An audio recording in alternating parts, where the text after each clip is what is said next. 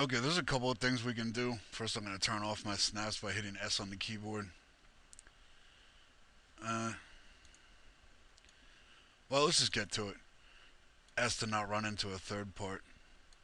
You want to go to your motion tab, um, roll out assign controller position. Once you clicked on that, it'll light this up, assign controller. And you want to do this for spring. And this little dialog box that pops up here is not important because we're going to go back in and tweak these anyway. So when that opens up, just close it. We're going to tweak them through our motions tab here. So what you want to do is you want to go in and do that for all of them. Remember, click on it here, motion tab, assign controller position, click on this little box, spring,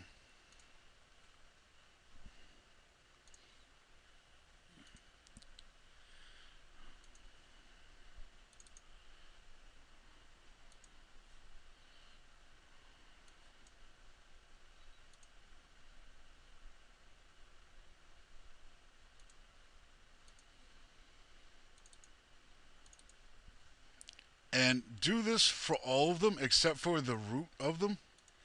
You don't want to do these two. You want to do all the other ones though. And make sure when you go to click on these, you're actually clicking on it rather than the IK chain.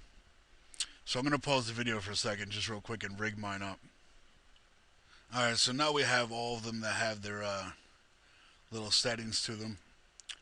And I want to point out that when you look at this, you can change the mass of each one, and we are going to do that. We'll just change it by increments of, well, I guess 200. Well, 200 each jump. So, for example, this one's mass by default is set to 300. Let's change that to 200. 200 again. So the next one out would be 400.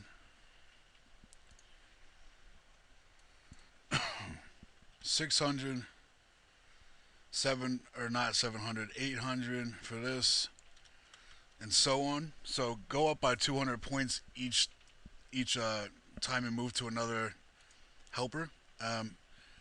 And I'm gonna do that, but I'm gonna pause the video again as to save time for you guys, the viewers. Okay, so now I have them all with the proper mass. We left off with 800. Now it goes to 1,000. And then to 1200. It does the exact same thing on the other side, starting with 200. Remember, you don't want to do that to these two right here because these are the two you want to anchor. So let's go ahead and turn our geometry, our head geometry back on. Let's grab our helpers here, and we can just drag those to the head. I clicked on an eye. Let's get the head. So now if we rotate the head, they should move along with us.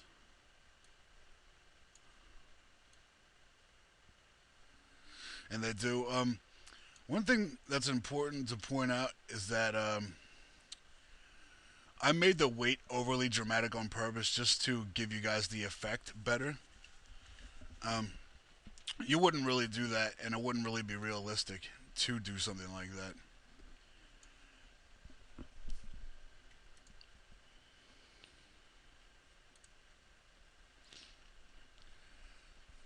Alright, and to turn off auto key. So now what we want to do is link the geometry to the bones. And you just do that using the link tool. I'm going to turn geometry back on.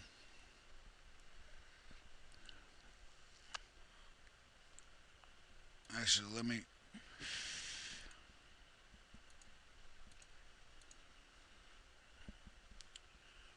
I'm going to grab all the stuff that isn't the bones that's left here.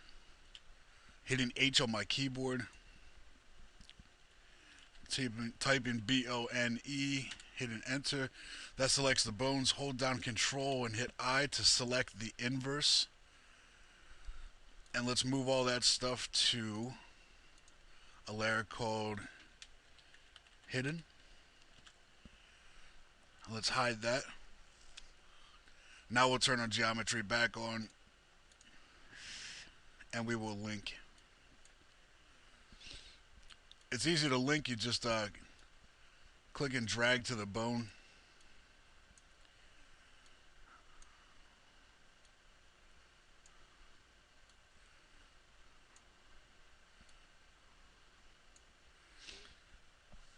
All right, so I did both sides. Sorry, I paused the video. So if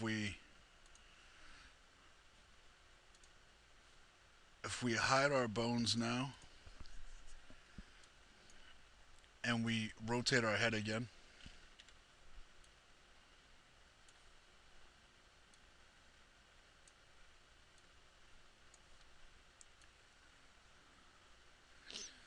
we see the bones go along with it, and that's exactly the effect we're looking for. Like I said, the we overdid the weights, the mass of the helpers themselves, so these wiggle and jiggle a lot more than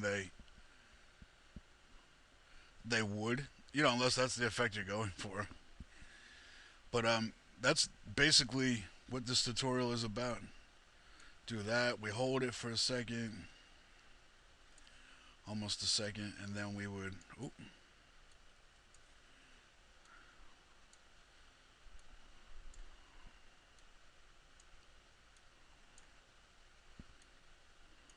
maybe we want them to look that way.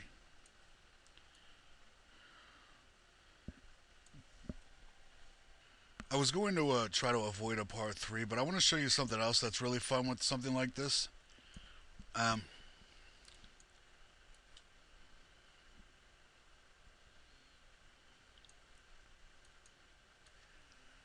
if we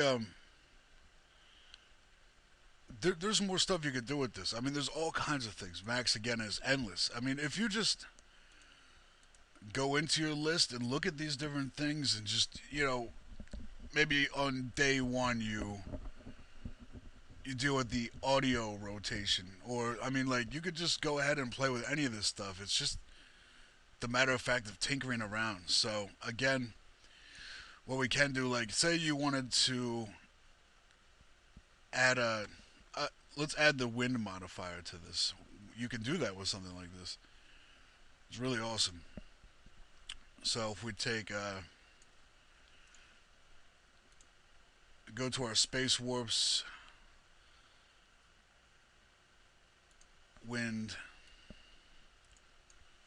What layer are we on here?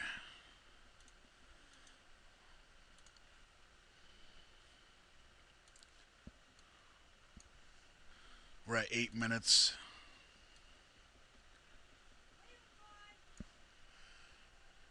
Alright, so you have your wind.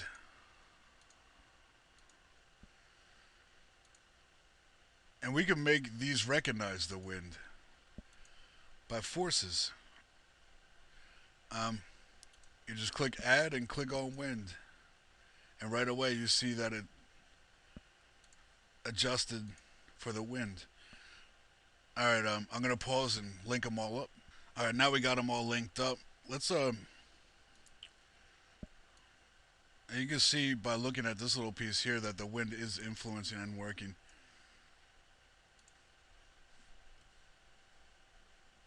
So we'll start with 0, here to 3, and then to 0 again, to 3 again, back to 0.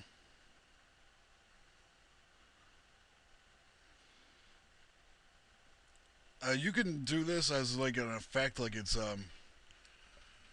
like maybe you would animate this or this way while it's flying, or I guess ants don't fly, but in case of flying insects you would do that, or if you made a cape blowing in the wind you could do an effect like that. And I am going to make just a third little piece to this, so join me back in on the next video.